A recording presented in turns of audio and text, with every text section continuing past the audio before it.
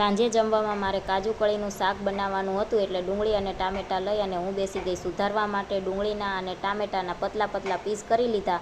પછી તો એને ગરમ કરવાના હતા, એટલે મેં ગેસ ઉપર લોયું ગરમ કરવા માટે મૂકી દીધું. લોયું ગરમ થઈ ગયું એટલે મેં કાંદા અને ટામેટાં લોયામાં લઈ લીધા અને થોડીક વાર માટે ગરમ થવા દીધા.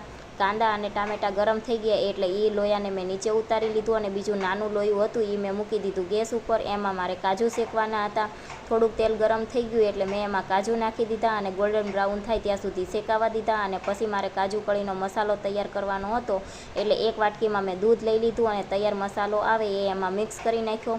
એ મસાલો તૈયાર થઈ ગયો પછી મારે ગ્રેવી બનાવવાની હતી, એટલે બીજા વધેલા કાજુ હતા એને મેં મિક્સરમાં ક્રશ કરી નાખ્યા અને ડુંગળી ટામેટાં હતા એને પણ મેં ક્રશ કરી નાખ્યા અને શાક તૈયાર કરી નાખ્યું.